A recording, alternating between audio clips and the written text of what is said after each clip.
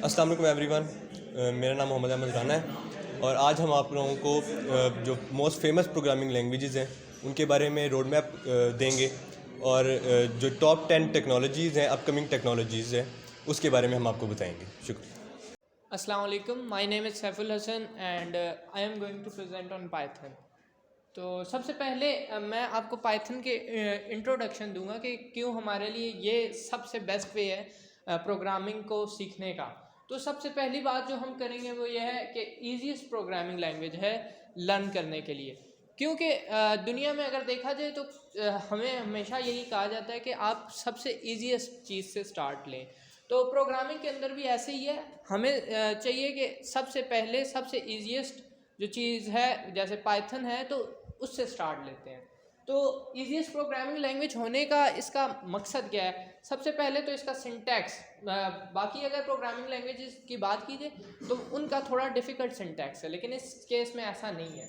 दूसरी बात अगर कीजिए कि fastest growing number of users, so अगर हम लास्ट कुछ ईयर्स में देखें तो जो नंबर्स ऑफ़ यूज़र्स हैं पाइथन लैंग्वेज के, तो वो ड्रेस्टिकली इंक्रीज़ कर रहे हैं।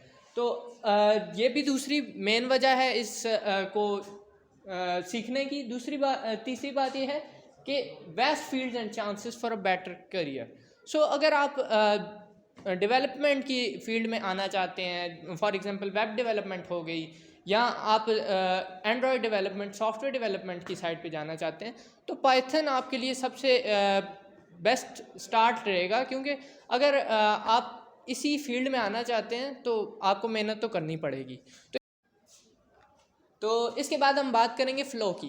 तो अगर हम देखें तो बेसिकली अगर हम किसी भी कंटेंट या किसी भी चीज़ को डिवाइड करते हैं तो हम उसको 3 लेवल्स में डिवाइड कर लेते हैं, इजी, मीडियम और हार्ड, या बेसिक, इंटरमीडिएट और एडवांस्ड। तो मैं बात करूँगा बेसिक्स की, क्योंकि बेसिक्स के अंदर आप स्टार्ट लेंगे तो आपके लिए अच्छा होगा कि आप आगे जाकर मज़ीद अच्छी फील्ड्स में जा सकते हैं। फॉर एग्जांपल जिस तरह आप इंक्रीज़ करते जाएंगे लर्निंग में, उसी तरह आपके लिए चांसेस भी इंक्रीज़ होते जाएंगे डिफरेंट फील्ड्स के लिए।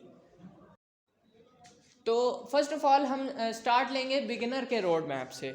तो अगर हम बिगिनर रोड मैप की बात करें तो बिगिनर में हमारे बेसिक्स ऑफ पाइथन सबसे पहले आ जाता है। हमें बेसिक में ये पता होना चाहिए कि प्रिंट कमांड किस लिए इस्तेमाल होती है, लूप्स को कैसे यूज़ करते हैं, वेरिएबल्स को कैसे यूज़ करते हैं, और इस तरह के डिफरेंट कॉन्सेप्ट्स के बारे में हमें पता होना चाहिए।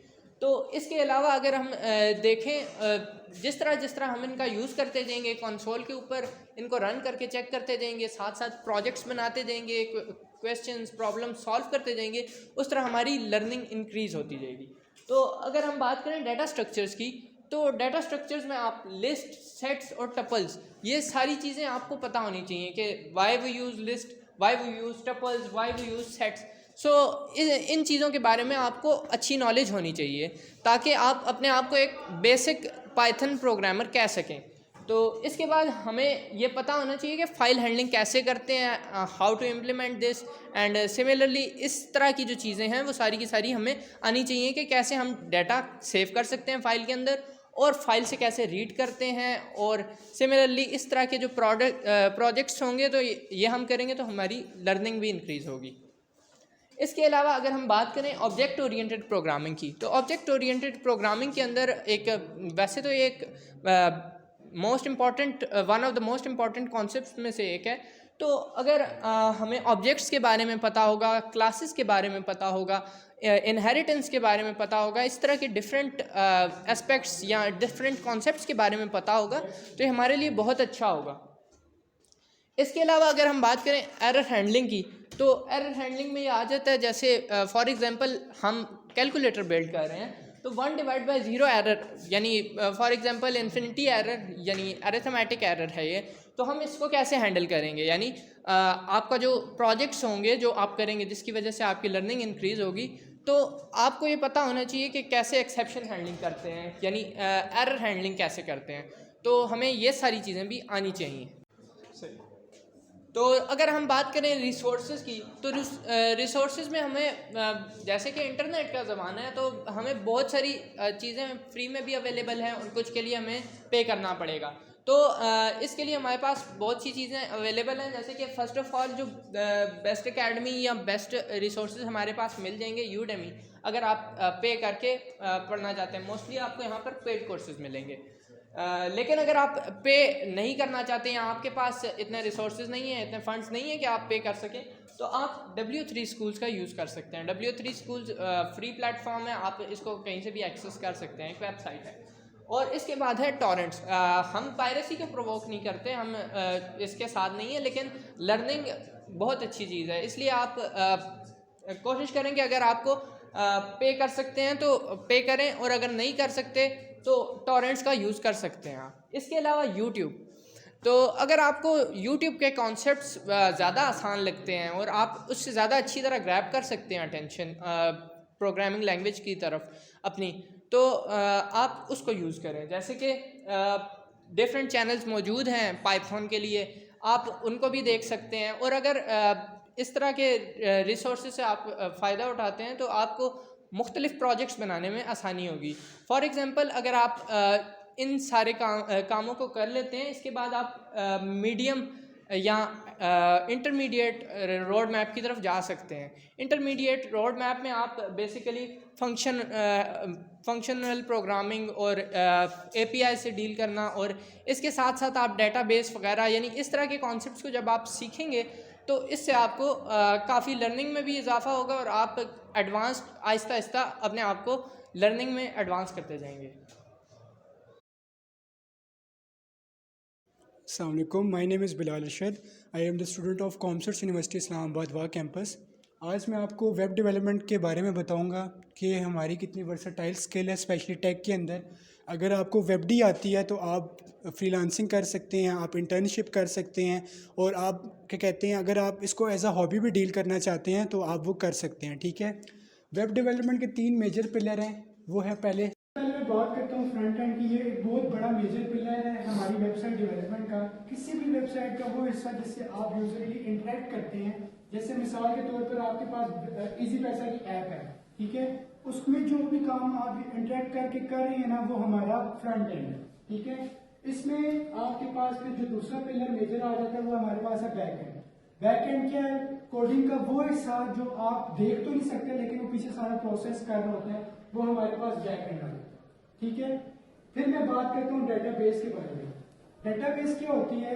बहुत सारी बड़ी कंपनीज होती हैं जिनके पास करोड़ों लाखों लोगों का डाटा होता है, तो वो जो डाटा जाके उसमें स्टोर होता है। तो जितना भी ये सारा इसका डाटा होगा ना, वो जाके डेटाबेस के अंदर स्टोर होगा। सबसे पहले मैं बात करता हूँ HTML के बारे में, CSS के बारे में और जावास्क्रिप्ट के बारे में। HTML आपके पास क्या है? HTML जो है वो आप एज इसको वेबसाइट के अंदर, वेबसाइट का वो हिस्सा जिसपे आप कोडिंग करते हैं, जिसके ऊपर अगर मैं आपको एक प्रैक्टिकल एग्जांपल देना चाहूँ तो जो कार की बॉडी होती है, कार की जो बॉडी है वो हमारे पास एज HTML डील होती है। ठीक है, CSS जो है जो गाड़ी का ऊपर पेंट है, गाड़ी जो मॉडिफाई हुई है ऊपर से सारा कुछ जो है वो हमारा CSS है। और फिर जो गाड़ी का हमारे पास इंजन है, जो गाड़ी का इंजन होता है जिससे गाड़ी चल रही है, वो हमारे पास जावास्क्रिप्ट है, यानी रिस्पॉन्स कर रही है वो हमारे पास जावास्क्रिप्ट है।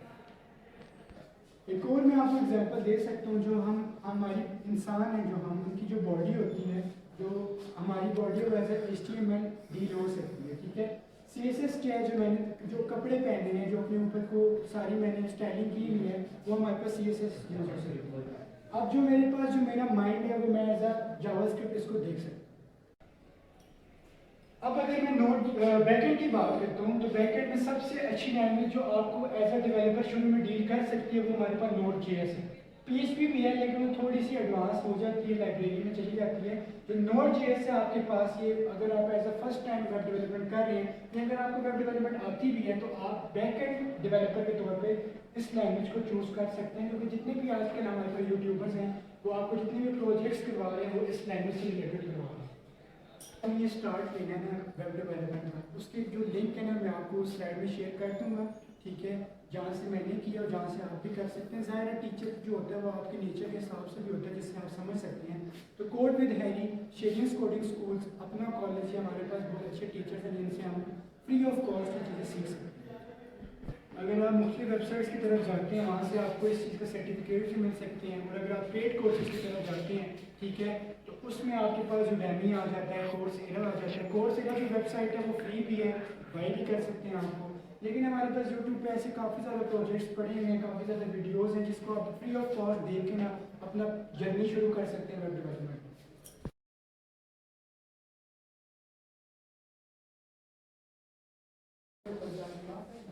अस्सलाम वालेकुम, माय नेम इज़ मुनीर।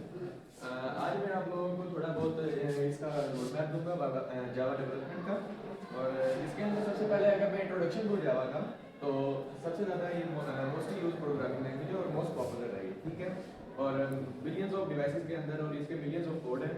और सबसे ज़्यादा इसलिए यूज़ होती है क्योंकि इसके अंदर सिक्योरिटी पर्पजेज़ के लिए यूज़ होती है। इसके अंदर सिक्योरिटी हैंडलिंग बहुत अच्छी हो जाती है क्योंकि हम इसके अंदर OOP के ज़रिए बहुत अच्छी तरह से इसकी सिक्योरिटी हैंडल कर सकते हैं उसे। और इसके अलावा अगर देखा जाए तो ये इंडस्ट्री लेवल पे बहुत ज़्यादा यूज़ होती है। इंडस्ट्री लेवल पे यूज़ होने की वजह ये है कि इसके अंदर सिक्योरिटी इश्यूज बहुत कम आते हैं और इसको हम अच्छे से सिक्योर बना सकते होते हैं, जिसकी वजह से ये ज़्यादातर जो बड़ी बड़ी कॉमर्स कंपनीज हैं वो इसको प्रेफर करती है जावा। उसके बाद अगर मैं बात करूँ रोड मैप की, इसकी अगर आप इसको डेवलपमेंट करना चाहते हैं, इसके सीखना चाहते हैं इसको, तो इसके अंदर आप बहुत सारी चीज़ें सीख सकते हैं। जावा से ही आप लोग एंड्रॉइड डेवलपमेंट सीख सकते हैं। उसके अलावा ये वेब डेवलपमेंट में भी यूज़ होता है। और उसके अलावा ये बहुत सारी चीज़ें डेस्कटॉप एप्लीकेशन के अंदर भी यूज़ होता है। तो अब अगर आप एक जावा डेवलपर बनना चाहते हैं, वो एक आपकी बहुत अच्छी चॉइस होगी। लेकिन अगर आप बेस लेवल पे जावा करना चाहेंगे तो ये थोड़ा सा मुश्किल होगा आपके लिए। लेकिन अगर इसको थोड़ा सा अगर आप टाइम देंगे तो ये बहुत अच्छे से आपसे हैंडल हो जाएगी। अच्छा, उसके बाद अगर मैं बात करूं, आप सीखना अगर चाहते हैं जावा को एज अ बेस लैंग्वेज, तो आपको सबसे पहले इसका बेसिक्स पे अगर आप देखें, अगर आपको जावा का जे या डेवलपमेंट का डी भी नहीं पता ना, तो फिर आपको यहाँ से बेसिक से स्टार्ट करना पड़ेगा। तो जिसके अंदर सबसे पहले आता है सिंटैक्स का, क्योंकि जावा का सिंटैक्स कैसा है, किस तरह से वो काम करती है और कंपाइल किस तरह से करता है और रन कैसे करती है, सारा कुछ ये आपको देखना पड़ेगा कि किस तरह से होता है ये काम। उसके बाद आपको देखना पड़ेगा लूप्स और वेरिएबल्स को। ये एक बहुत ही बेसिक्स है। लूप्स के ऊपर आपको बहुत सारा टाइम देना पड़ेगा, उसके ऊपर प्रैक्टिस करनी पड़ेगी। इसके अंदर आपको स्टार्स वाले पैटर्न्स वगैरह जितने भी होंगे, ये सारे आप करेंगे तो आपकी बहुत अच्छी प्रैक्टिस हो जाएगी और लूप्स को आप यूज़ करना बहुत अच्छे से सीख जाएंगे। उसके बाद अगर हम बात करें इंटरमीडिएट लेवल की, इसके अगर हम डेवलपमेंट के अगर हमने बेसिक लेवल हमने क्लियर कर लिया, तो इंटरमीडिएट लेवल पे जब हम आए हैं तो उसके अंदर हमने सबसे पहले क्लासेस का कॉन्सेप्ट देखना है। क्लासेस का कॉन्सेप्ट तो वैसे अगर देखा जाए ना, तो सबसे पहले जब हम कोड लिखते हैं ना, तो सबसे पहले वो होता ही है, सारी क्लासेस बनी होती है पहले से, जो कि मेन क्लास होती है ना, उसके अंदर हम पहले से ही सारा का सारा कोड हमारा उसी के अंदर रन हो रहा होता है। जितना हमारा पहले लूप्स वगैरह हमने वेरिएबल्स वगैरह जितना भी किया सारे का सारा मेन वाली क्लास के अंदर हो रहा होता है।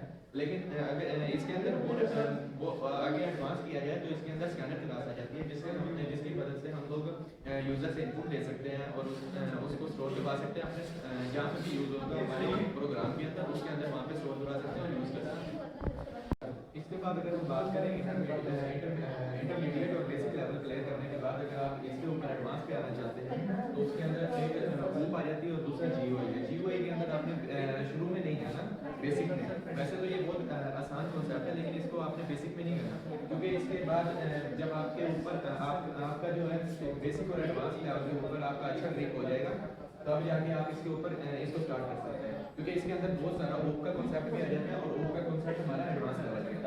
तो एडवांस OOP के कॉन्सेप्ट के अंदर हमारा ऑब्जेक्ट्स वगैरह आ जाती हैं और कंपोजिशन, इनहेरिटेंस, सारा कुछ एग्रीगेशन वगैरह आ जाती हैं।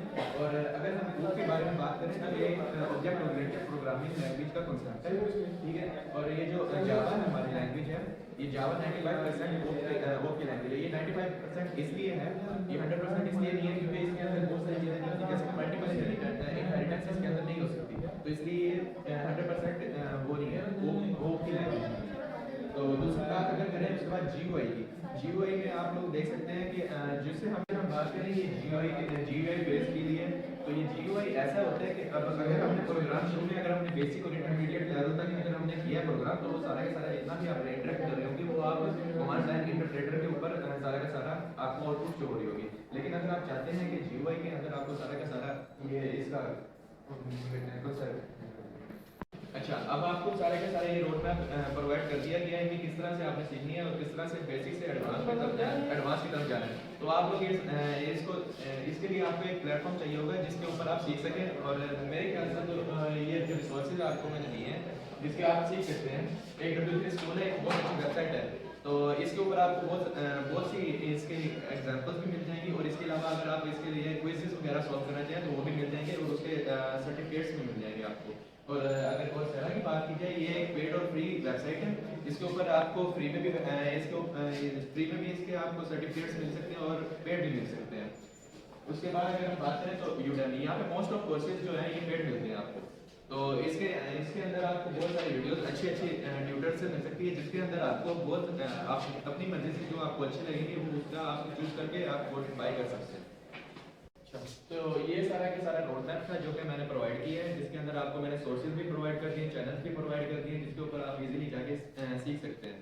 तो मेरे ख्याल से ये इनफ होगा और ये शुरू करने के लिए बेस्ट रहेगा सारा कुछ, ठीक है। अच्छा, अब आपको सारे के सारे ये रोड मैप प्रोवाइड कर दिया गया है कि किस तरह से आपने सीखनी है और किस तरह से बेसिक से एडवांस की तरफ जाना है। तो आप लोग इसके लिए आपको एक प्लेटफॉर्म चाहिए होगा जिसके ऊपर आप सीख सकें। और मेरे ख्याल से तो ये जो रिसोर्सेज आपको मैंने दिए हैं जिसके आप सीख सकते हैं, एक W3 स्कूल है, एक बहुत अच्छी वेबसाइट है। तो इसके ऊपर आपको बहुत सी इसके एग्जांपल्स भी मिल जाएंगी और इसके अलावा अगर आप इसके लिए क्विज़ेस वगैरह सॉल्व करना चाहें तो वो भी मिल जाएंगे और उसके सर्टिफिकेट्स भी मिल जाएंगे आपको। और अगर कोर्सेरा की बात की जाए, ये एक पेड और फ्री वेबसाइट है। इसके ऊपर आपको फ्री में भी इसके आपको सर्टिफिकेट्स मिल सकते हैं और पेड भी मिल सकते हैं। उसके बाद अगर हम बात करें तो यूडेमी, यहाँ पे मोस्ट ऑफ कोर्सेज जो हैं ये पेड मिलते हैं आपको। तो इसके अंदर आपको बहुत सारी वीडियोस अच्छी ट्यूटर से मिल सकती है जिसके अंदर आपको आप अपनी मर्जी से जो आपको अच्छी लगेगी वो उसका आप चूज करके आप कोर्स बाय कर सकते हैं। अच्छा, तो ये सारा के सारा रोड मैप था जो कि मैंने प्रोवाइड किया है, जिसके अंदर आपको मैंने सोर्सेज भी प्रोवाइड कर दिए, चैनल्स भी प्रोवाइड कर दिए जिसके ऊपर आप इजीली जाके सीख सकते हैं। तो मेरे ख्याल से ये इनफ होगा और ये शुरू करने के लिए बेस्ट रहेगा सारा कुछ, ठीक है। Now we are moving towards top 10 future technologies, so let's start. Number 1, Artificial Intelligence. AI is rapidly advancing and will revolutionize various industries including healthcare, finance, and transportation. Artificial intelligence and machine learning continue to evolve, transcending boundaries in various domains. For autonomous vehicles to personalized medicine, AI ability to analyze vast database and learn patterns will reshape industry and improve efficiency. Number 2, Internet of Things (IoT). IoT is the network of interconnected devices, enable smart homes, connected cars, and improve industrial automation. It empowers smart homes, cities, industries, and healthcare by enhancing efficiency, automation, and convenience through interconnectedness. IoT potential lies in the ability to revolutionize how we interact with technology, making our life more efficient and interconnected. Number 3, 5G technology. The fifth generation of wireless technology will provide faster speeds, lower latency, and support for more connected devices, enabling advancement in vehicles, virtual reality, and telemedicine. The rollout of 5G technology promises lightning fast connectivity, enabling the Internet of Things (IoT) and enhancing communication network. With increased bandwidth and reduced latency, it will pave the way of smart cities and a connected ecosystem. Number 4, Blockchain. Blockchain technology offers secure and transparent system transforming industry like finance, supply chain, and healthcare. Blockchain technology beyond cryptocurrency promises secure system applicable in finance, supply chain management, and beyond in transparent and nature could reshape industry worldwide. Number 5, Augmented reality and virtual reality. Augmented reality and virtual reality are reshaping entertainment, gaming, and education, provide immersive experience and interactive simulation.